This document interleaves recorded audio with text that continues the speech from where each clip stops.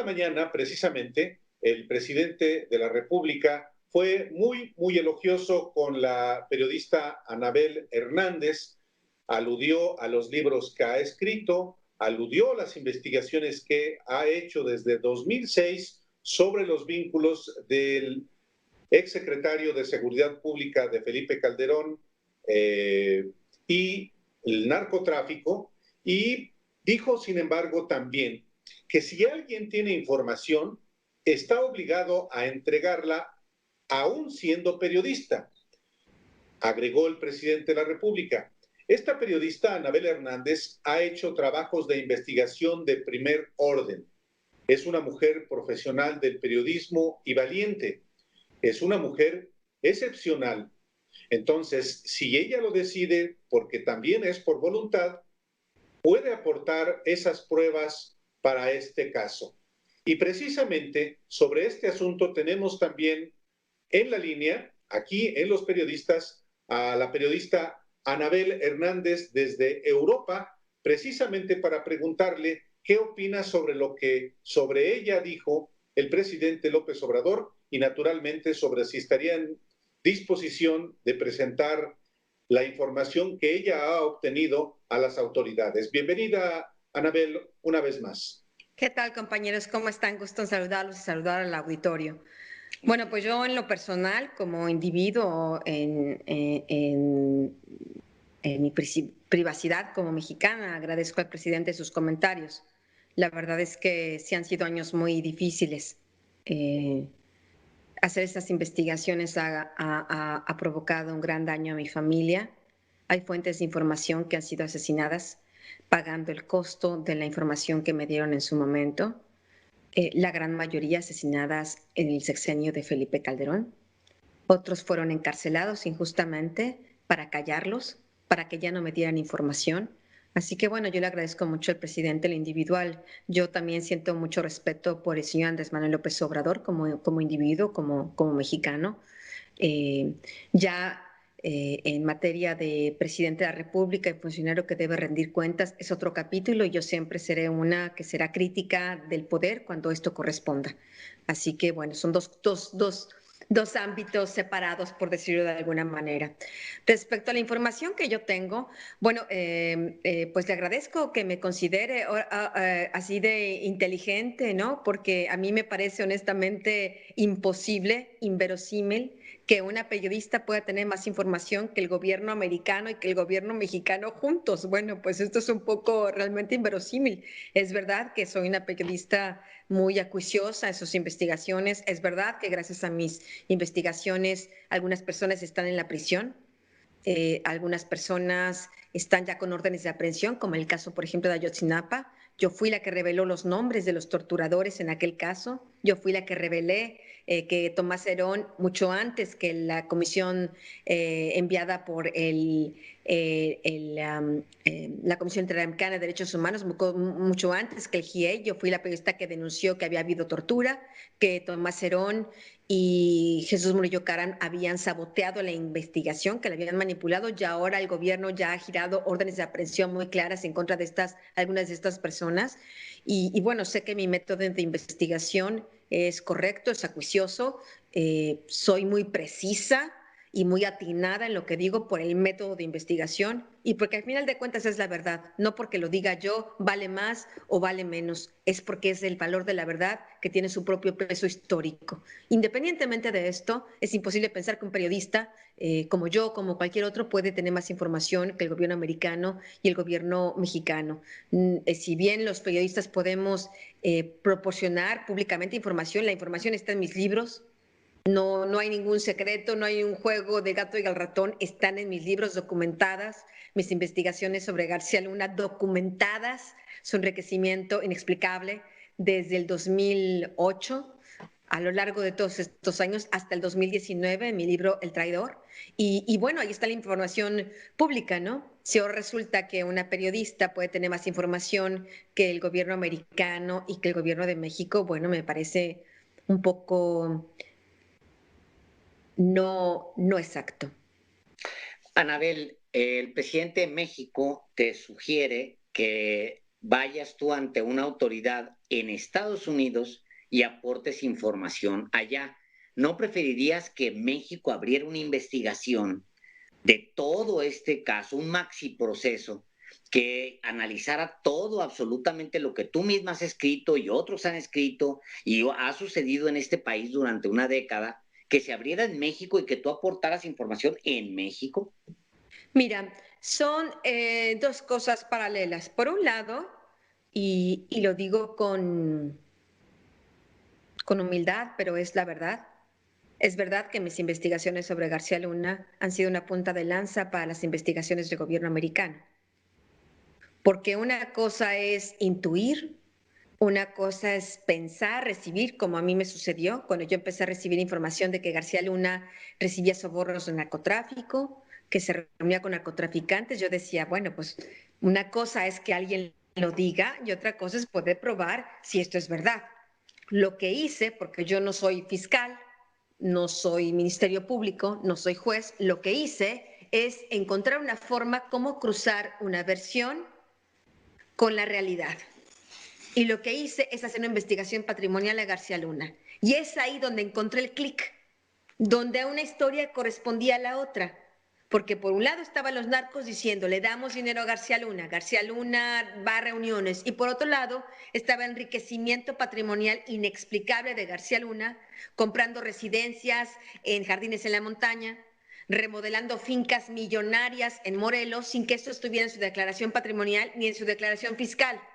No es que él dijera, es que me saqué la lotería, es que mi abuelito me regaló millones de dólares que tenía enterrados debajo de la cama. No, no fue eso, porque yo lo revisé. Debo decir, para que la audiencia y el auditorio sepa que soy muy seria en lo que hago, incluso pensé en la hipótesis, ¿y si se ganó la lotería? ¿Y si recibió una herencia millonaria? Hay gente afortunada en el mundo, ¿no? Entonces, yo tuve acceso a su declaración fiscal, porque en las declaraciones fiscales uno debe decir eso, me gané la lotería, recibí una herencia. No, el señor García Luna no tenía de ninguna manera justificar estos ingresos, este dinero que se estaba gastando en pagos en efectivo.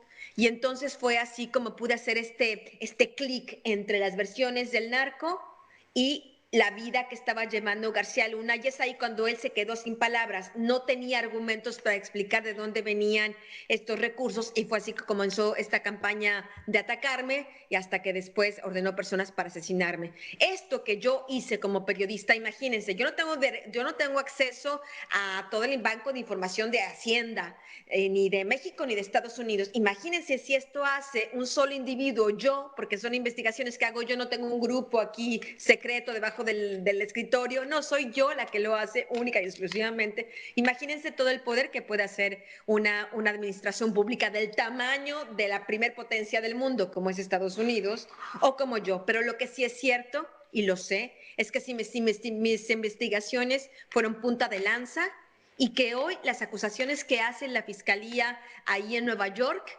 son, si uno los lee, uno puede leer, esto lo leí en los cómplices del presidente y esto lo vi en los señores del narco, porque finalmente ellos, a través de sus propios métodos de investigación, llegaron a la misma conclusión. ¿Por qué llegaron a la misma conclusión? Porque es la verdad. Sí, cuando uno está buscando la verdad, pues no hay 2 o 3 o 4 o 5 o 20 verdades, o es negro y es negro, o es blanco o es blanco, o es morado, ¿no? Y eso fue lo que ellos encontraron, porque es lo mismo que yo había encontrado. Respecto a, y lo hicieron independientemente de mí, ¿no? No necesitaban a Anabel Hernández testificando en Estados Unidos como no lo necesitan en México. Gracias a reformas que ha habido en México, ahora la Fiscalía General no es la típica PGR que recibía línea del gobierno del presidente para vetar investigaciones o para impulsar investigaciones políticas. Hoy la Fiscalía General tiene la obligación legal, no es voluntaria, no depende de un referéndum, de un plebiscito, de lo que diga el pueblo, de lo que diga el presidente, de lo que diga Anabel Hernández, de que lo que diga Álvaro Delgado y ustedes, queridos compañeros, no importa. La Fiscalía General debe de seguir investigaciones de oficio con los elementos públicos que están en el aire, juntar toda la información que ya es pública. Por ejemplo, aquí en mi libro El Traidor publico un montón de información de Genaro García Luna, de los mensajes que Felipe Calderón enviaba al Mayo Zambada. Es información que se puede hacer a través de investigaciones por oficio y que tienen la obligación de hacerlo.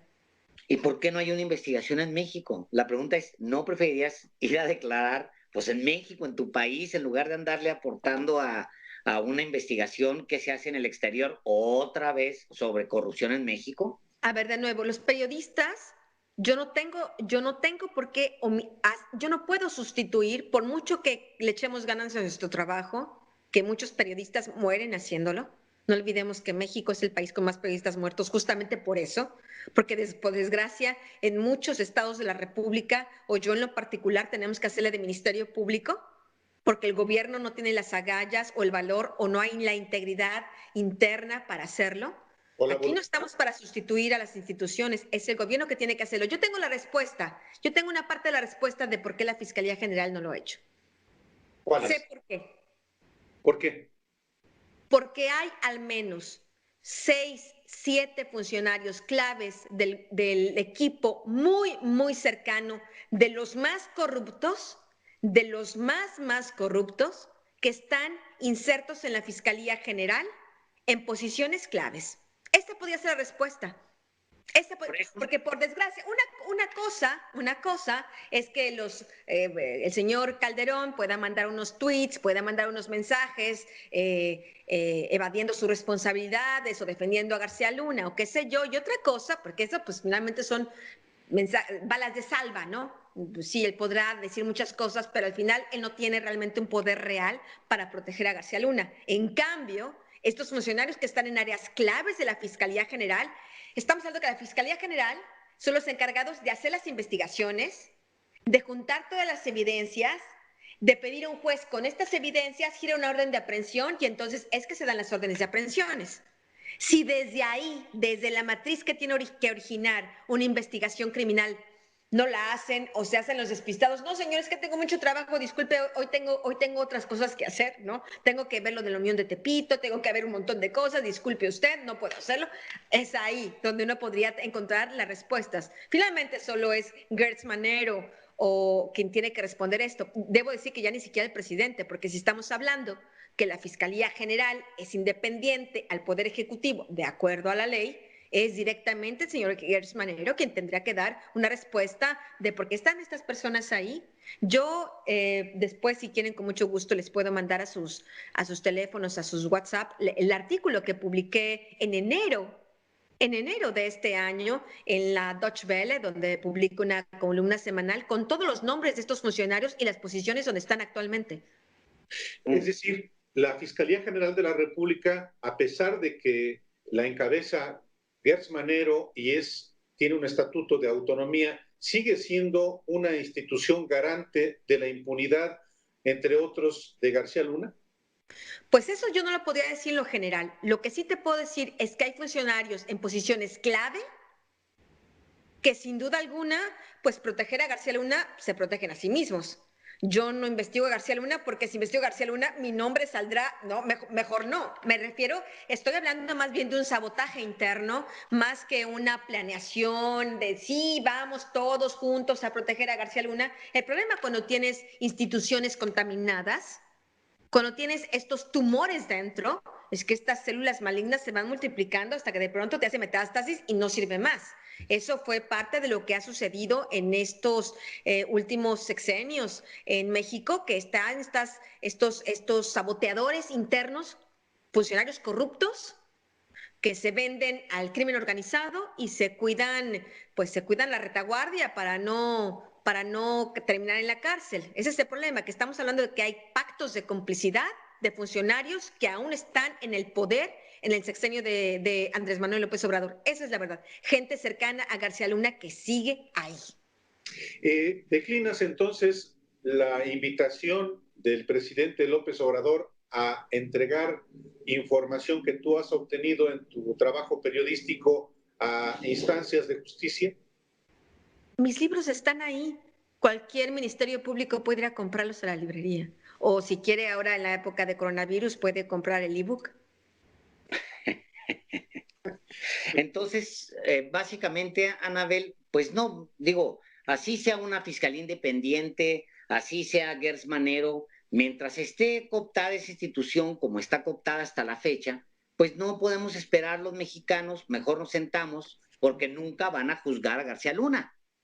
Ni a García Luna ni a muchos otros, porque el tema García Luna, recordemos, compañeros, es un tema muy amplio. Claro, claro. Es García Luna y su relación indisoluble con Felipe Calderón, donde no solo había esta protección a Felipe Calderón, que ya lo platicamos que sí sabía, que había tenido información, pero que no hizo nada, donde también los unía una amistad íntima muy poderosa, donde no estamos hablando de solo un presidente y un secretario de Seguridad Pública, sino un sujeto Felipe Calderón y un sujeto García Luna que jugaban gocha y a las escondidas en Los Pinos. Estamos hablando de una amalgama mucho más personal, y el señor Felipe Calderón lo sabe. Es información que yo publiqué desde el libro Los Señores del Narco. Nadie me desmintió de esta triada que existía entre Juan Camilo Muriño, Felipe Calderón y Genaro García Luna, y que cuando Juan Camilo Muriño murió en ese avionazo, realmente quien se apropia de todos estos afectos, quien queda como la dupla indisoluble, es el propio Genaro García Luna con Felipe Calderón. Pero pues los tres jugaban, iban a...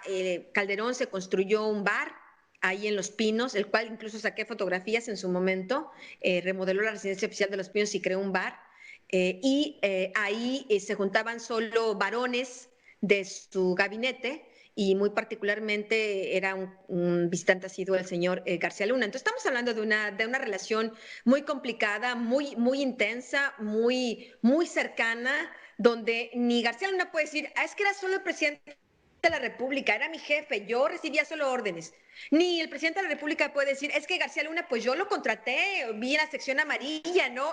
Y lo contraté, ¿no? No es así, porque había una relación mucho más personal y hecha de otros ingredientes que solo el ámbito público. Entonces estamos hablando de que, como digo, es una relación indisoluble, que hay muchos elementos para investigar.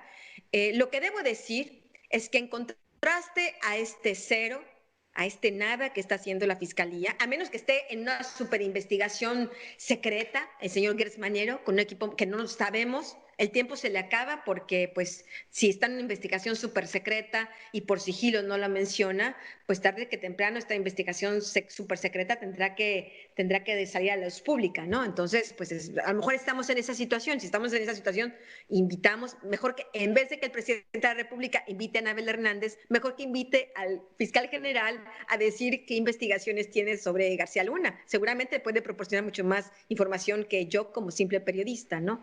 Lo que es un hecho es que es un caso que sí hay otras instancias del gobierno de Andrés Manuel que sí tienen voluntad, como por ejemplo la Unidad de Inteligencia Financiera, encabezada por el señor Santiago Nieto, que ya en diciembre de 2019, inmediatamente después de que capturó el gobierno americano a García Luna, él dio a conocer toda una red de cuentas congeladas que él sí hizo. Él no necesitó el plebiscito, el referéndum, escuchar la voluntad del pueblo. Él sabía que tiene una instrucción gubernamental, que tiene un deber con la ley mexicana, y lo hizo. Bueno, pues así como lo hizo él, lo pueden hacer muchos otros. Anabel Hernández, una vez más, ha sido un privilegio platicar contigo en la distancia. Ya habrá oportunidad de hacerlo una vez más de manera personal, como platicamos en enero. Muchísimas gracias otra vez por tu tiempo. Gracias por comunicarte con el auditorio de los periodistas y seguimos en comunicación. Al contrario, un saludo, un abrazo. Hasta luego, gracias. Gracias. Gracias, buenas tardes. Gracias. Vamos a ir a una pausa y volvemos.